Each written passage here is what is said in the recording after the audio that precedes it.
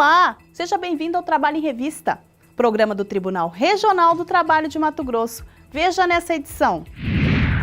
A juíza do trabalho do Rio de Janeiro, Mônica Torres, é a entrevistada da semana e comenta sobre as ações do mês de abril para a prevenção dos acidentes de trabalho. No quadro Decisão, a Justiça nega pedido de indenização à ex-funcionária de frigorífico que perdeu 30% da visão. Saiba como está a animação das crianças para a etapa Kids da terceira corrida do trabalho. No total serão 300 crianças. O objetivo é divulgar a importância da prática esportiva e também o não ao trabalho infantil. E ainda tem os quadros Tome Nota e Giro da Semana. Tudo isso e muito mais agora no Trabalho em Revista.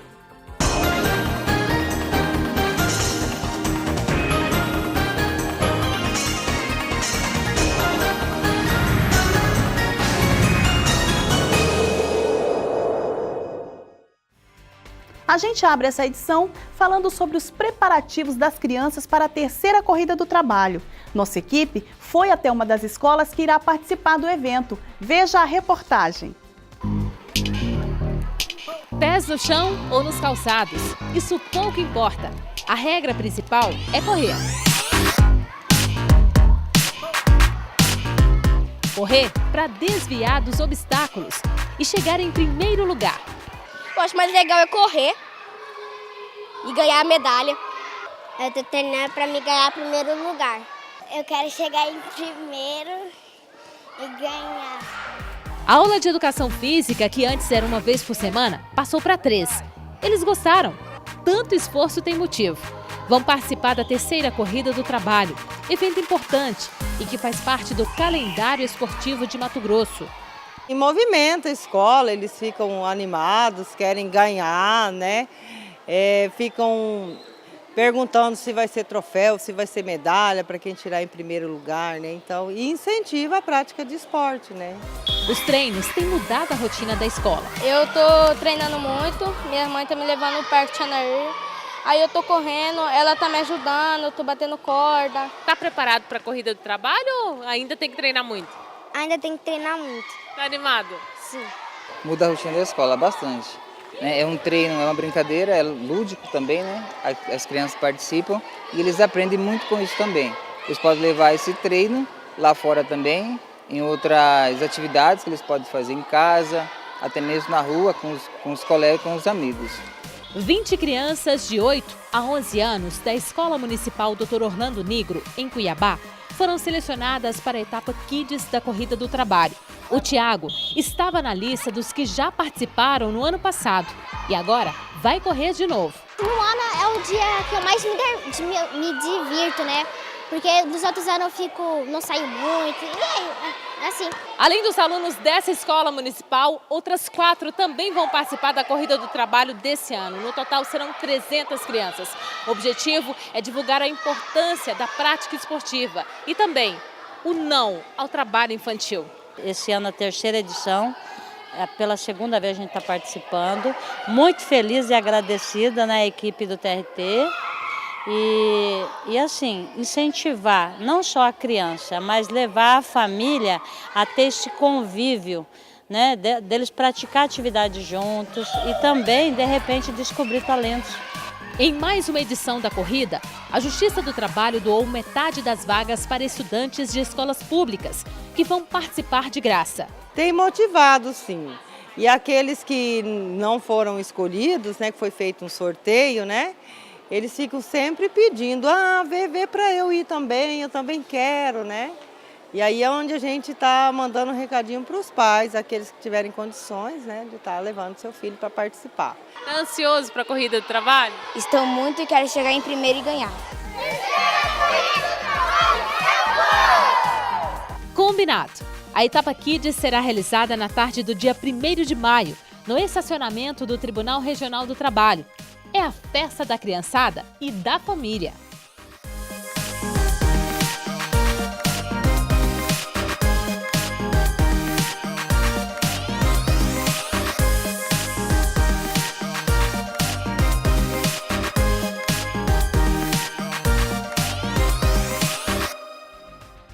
No quadro Decisão, uma ex-funcionária de frigorífico que perdeu 30% da visão teve pedido de indenização negado na Justiça do Trabalho. Os detalhes com Sinara Álvares.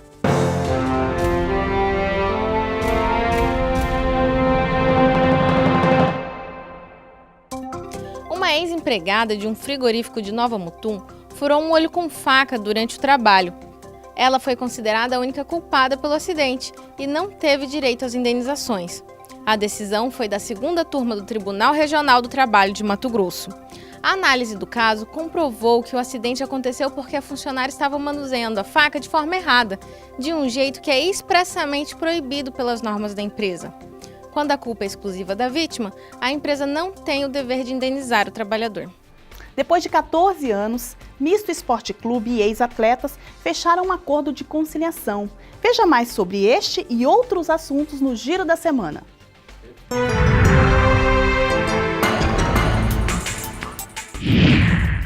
Segundo o Conselho Nacional de Justiça, o CNJ, os juízes do trabalho e das varas da família são os que mais correm riscos no Brasil. Atualmente, são mais ameaçados do que os magistrados que atuam em varas criminais e de execuções penais. O Misto Esporte Clube e 17 atletas fizeram um acordo trabalhista e assim colocaram fim aos processos judiciais que tramitam na Justiça do Trabalho há 14 anos. Com a conciliação, o clube elimina dívidas de processos ajuizados de 2005 a 2017. Também estava em negociação o uso dos valores de 2 prêmios da Confederação Brasileira de Futebol ao Misto e a renda que a equipe recebe pelo Time Mania, que é o jogo de loteria feito pela Caixa Econômica Federal. O Coleprecor, Colégio dos Presidentes e Corregedores de TRTs e 24 tribunais em todo o país, aproveitaram o dia 1º de abril para realizar uma campanha na internet. O objetivo foi desfazer as mentiras espalhadas sobre o judiciário trabalhista. O tuitaço, com as hashtags "Me disseram" e "É fake", alcançaram 3 milhões de internautas. As férias são um momento muito esperado por todos os trabalhadores, não é mesmo? Por isso, é bom ficar ligado nas dicas do Tome Nota sobre o assunto.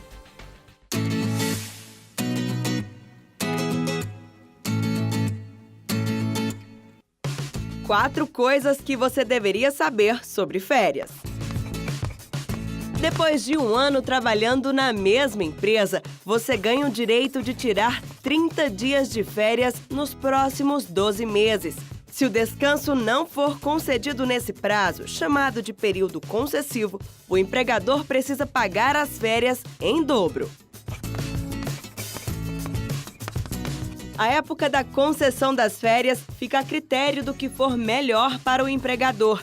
A única exceção são os estudantes com menos de 18 anos que podem tirar os 30 dias no mesmo período das férias escolares. O empregado, se quiser, pode vender 1/3 das férias ao empregador, mas o patrão só é obrigado a comprar essas horas, se for avisado, com pelo menos 15 dias de antecedência. E atenção! Se o empregado faltar ao serviço sem justificativa, perde parte das férias. Se tiver entre 6 e 14 faltas, perde 6 dias. Se for entre 15 e 23, perde 12 dias. Entre 24 e 32 vezes, perde 18 dias. E se faltar mais de 32 vezes, perde as férias inteiras. E essas foram as 4 dicas de hoje. Se quer acompanhar mais vídeos como este, não se esqueça de se inscrever no nosso canal. TST-Tube é a Justiça do Trabalho, sempre com você. Este mês é dedicado à campanha do Abril Verde. A ideia é sensibilizar as pessoas para que o trabalho seja um lugar mais seguro e saudável para todos. Você sabia que, por ano, 10 mil pessoas são vítimas de acidente de trabalho em Mato Grosso? Para falar sobre o assunto, vamos receber em nossos estúdios a juíza Mônica Torres, da Justiça Trabalhista do Rio de Janeiro. A entrevista é no próximo bloco, não saia daí, a gente volta já!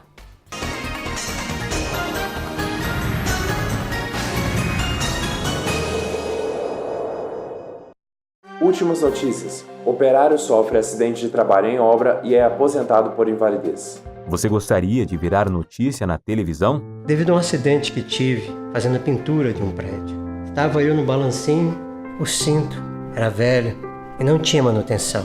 Caí de uma altura de 3 andares. Hoje, estou aposentado por invalidez. É obrigação do empregador fornecer equipamentos de proteção. Não vire manchete, denuncie irregularidades. Um país se constrói com respeito às leis e trabalho, de empregadores que assumem os riscos do negócio e de empregados que emprestam sua mão de obra. A Justiça do Trabalho é o ramo do judiciário que julga os conflitos e concilia patrões e empregados.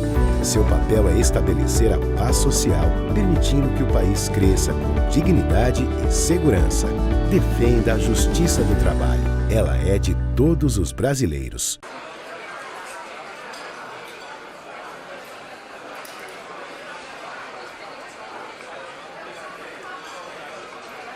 No Brasil, cerca de 2.700.000 crianças entre 5 e 17 anos se encontram em situação de trabalho irregular. Não leve na brincadeira. Trabalho infantil é ilegal. Denuncie. Disque 100. Uma campanha da Justiça do Trabalho.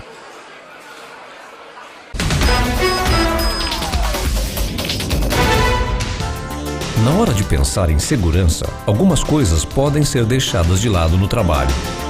Talvez por achar que não são necessárias, ou porque até atrapalha. Não importa o trabalho, o melhor negócio é sempre valorizar a vida. A Justiça do Trabalho não acontece só nos tribunais. Ela é feita por todos nós. Tribunal Regional do Trabalho de Mato Grosso. A Justiça do Trabalho só existe no Brasil? Mitos e verdades sobre Justiça do Trabalho. A Justiça do Trabalho está em diversos lugares do mundo e há muito tempo. Em alguns países, ela existe desde o século XIX. Na França, sua origem é ainda mais antiga, vem da Idade Média. A Justiça do Trabalho, aliás, é bastante comum na Europa. Na Alemanha, maior economia do continente, o sistema é igual ao nosso aqui no Brasil. Juiz local, que equivale às varas do trabalho. Tribunal estadual, semelhante aos nossos TRTs. E Corte Superior, como o nosso Tribunal Superior do Trabalho. Na Inglaterra, existem os tribunais de emprego, com 2 instâncias para julgamento de ações trabalhistas. Também temos cortes de trabalho na Suécia, Noruega e Finlândia. Nações que estão no topo do ranking quando o assunto é desenvolvimento. Na América Latina, outros países contam com a Justiça do Trabalho. Chile e Argentina são alguns deles. E essa lista só aumenta. Em todos esses países, a Justiça do Trabalho está presente para resolver conflitos entre empregadores e empregados, garantindo que os direitos de cada um sejam respeitados. Agora você já sabe, a Justiça do Trabalho não existe só no Brasil, mas em todo o mundo. Gostou? Compartilhe!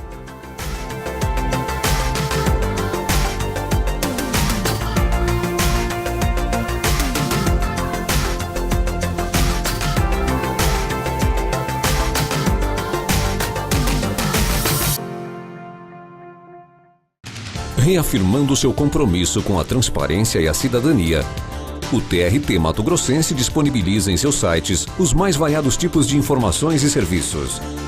Além, é claro, das notícias do Judiciário Trabalhista em nosso estado, atualizadas diariamente. Acesse já www.trt23.jus.br. Tribunal Regional do Trabalho de Mato Grosso.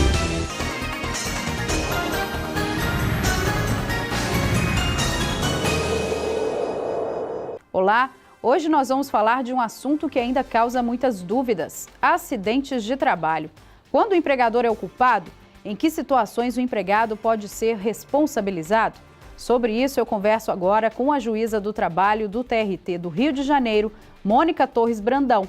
Ela, inclusive, publicou um livro sobre a responsabilidade civil no ambiente de trabalho. Doutora, muito obrigada pela sua presença aqui conosco. Obrigada pelo convite. Doutora, vamos falar então sobre acidentes de trabalho. No Brasil, essa situação é comum? Bastante. A gente ainda está entre os 5 países que mais têm acidente no mundo. Em 2017, salvo engano, nós ocupávamos a 4ª posição. Então ainda tem muita gente, muito trabalhador morrendo. Situações graves, né? Muito. E doutora, de quem costuma ser essa culpa? O empregador geralmente é o responsável ou há casos em que a negligência do trabalhador é que motiva esse acidente? Depende. Normalmente, quando chega no judiciário, os trabalhadores têm um anseio de sempre responsabilizar a empresa, o empregador. E aí depende muito da situação concreta. Hoje a gente tem 2 tipos, na verdade, de responsabilidade. A gente tem a subjetiva, que leva em consideração a culpa da vítima, a culpa do agente. E a gente tem a responsabilidade objetiva, que veio com o Código Civil, que na verdade você não trata de culpa. Você, na verdade, faz uma análise da situação concreta de acordo com a atividade empresarial desenvolvida. Então depende muito. Mas normalmente quando a gente tem a maior parte dos casos de atividade empresarial que não impõe um risco maior, por exemplo, a gente tem atividades frigoríficas que normalmente impõem um risco maior para a saúde do trabalhador. Isso pode ser enquadrado como responsabilidade objetiva. Petróleo, trabalho em plataforma, em navios plataformas, também é uma atividade de maior risco. Construção civil também é uma atividade de maior risco. Trabalhar numa loja de roupa, no shopping, não é uma atividade que impõe um risco tão acentuado para a saúde do trabalhador. Então já é uma análise sob a ótica da culpa ou do empregado, que aí ele pode não obter uma indenização, ou do empregador, que o empregado vai obter uma indenização. E como é que fica então essa responsabilidade civil do empregador nos casos em que fica comprovado que o patrão realmente foi o culpado? Quais são os requisitos para determinar isso? Na verdade, os requisitos da responsabilidade civil, né, quando a pessoa vai buscar uma indenização, ele se baseia, na verdade, num dano, numa conduta e num nexo de causalidade que a gente chama entre esse dano e essa conduta.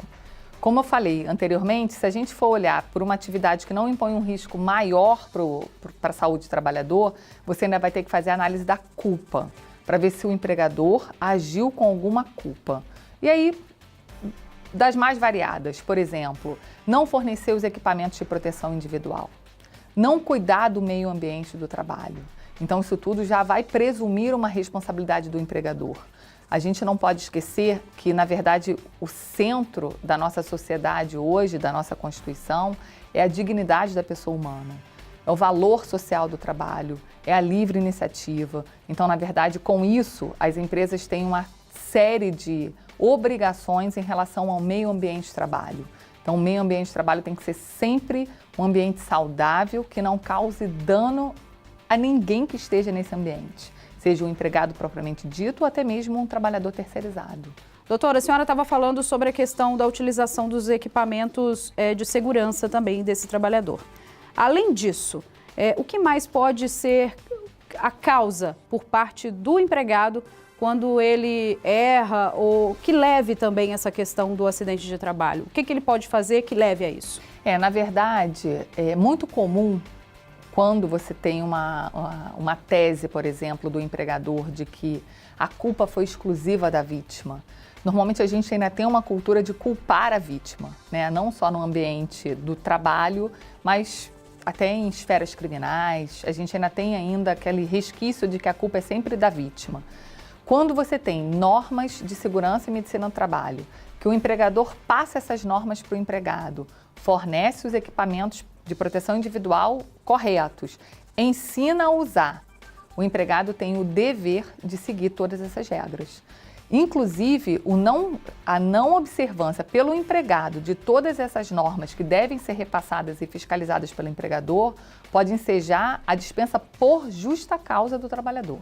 O empregador dá o equipamento de proteção individual, o empregado deliberadamente decide não usar, ele pode ser dispensado por justa causa. Ele também tem que observar as normas de segurança e medicina no trabalho. E nesse caso é importante que a própria empresa fiscalize. Sim, sim. A empresa tem que fiscalizar e, além de fiscalizar, tem que adotar sempre medidas educativas. A verdade é que as pessoas também, hoje a gente vive uma sociedade em que o ser humano é descartável.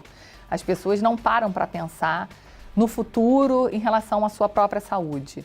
Então, vão tomando várias atitudes de negligência até, né? Então, são vários fatores. Tem um fator que é muito importante também, é a questão do trabalho em hora extraordinária. Normalmente, os acidentes são comprovadamente, têm a ocorrência nas horas extraordinárias, em que o trabalhador também já está cansado. Então, ele tem a diminuição da concentração dele em determinadas atividades. E, doutora, muitas vezes o empregador, ele reclama que foi condenado a indenizar um empregado, mesmo não tendo dado causa a esse acidente. A senhora poderia, então, falar mais sobre essas situações também? O que fazer, enfim? Na verdade, a gente não pode trabalhar com a ideia de que uma pessoa foi condenada injustamente, né? Na verdade, todos os processos são processos únicos. E aí você precisa analisar a situação que ocorreu naquele caso concreto. Como eu falei anteriormente, normalmente você tem situações de atividades empresariais em que independe da culpa. Como o exemplo que eu dei, frigorífico, indústria, atividades relacionadas ao petróleo, à construção civil. Então, essas atividades são atividades que impõem um risco muito maior para a saúde do trabalhador. E aí ela entra no conceito de responsabilidade objetiva. Mesmo o empregador adotando as medidas necessárias que ele tem que adotar, e mesmo assim, se houver um acidente, ele pode vir a ser responsabilizado se comprovado o dano, a conduta e o nexo de causalidade. Não se analisa a culpa, se houve uma culpa. Então, são as hipóteses do parágrafo único do artigo 927 do Código Civil. Mas o empregador, ele pode ser isento também? Ele pode ser isento. Na verdade, você tem 3 situações, via de regra, são as excludentes de responsabilidade, que a gente chama, que é a culpa exclusiva da vítima, o caso fortuito e a força maior. Se acontecer uma dessas 3 situações, que estão todas reguladas no Código Civil, o empregador não vai pagar nenhum tipo de indenização. É como se falasse assim, eu fiz tudo o que eu podia e mesmo assim aconteceu.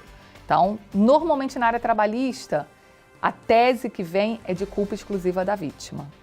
E quando a gente fala de tipos de indenizações, o empregador ele pode ser condenado a pagar, então, poderia dizer para nós um pouquinho sobre cada uma delas? Porque tem inclusive a moral, que também é mais difícil. Sim. As mais comuns em relação ao acidente de trabalho, você tem a indenização por dano moral, a indenização por dano estético e a indenização por dano material. E ainda tem as indenizações que a gente chama de dano ricochete. Por exemplo, um trabalhador morre, né? O resultado mais grave de um acidente é a morte, é o óbito.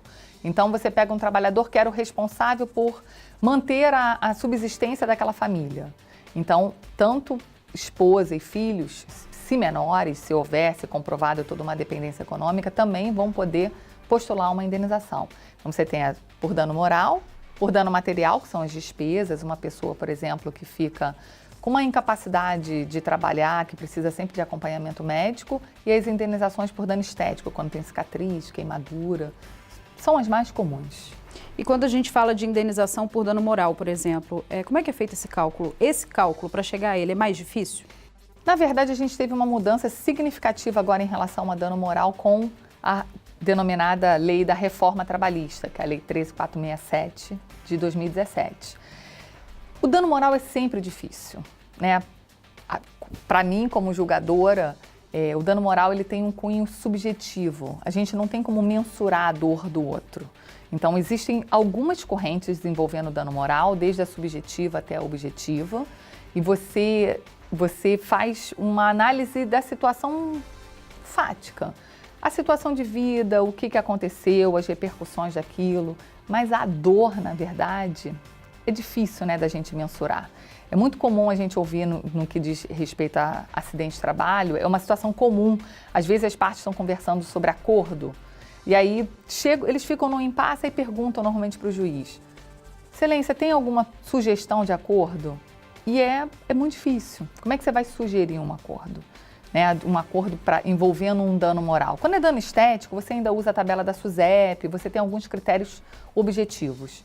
Então, a reforma trabalhista, como eu estava falando, ela trouxe conceitos de natureza leve, levíssima, grave, gravíssima, e aí deu uma parametrização, pelo menos, dos valores.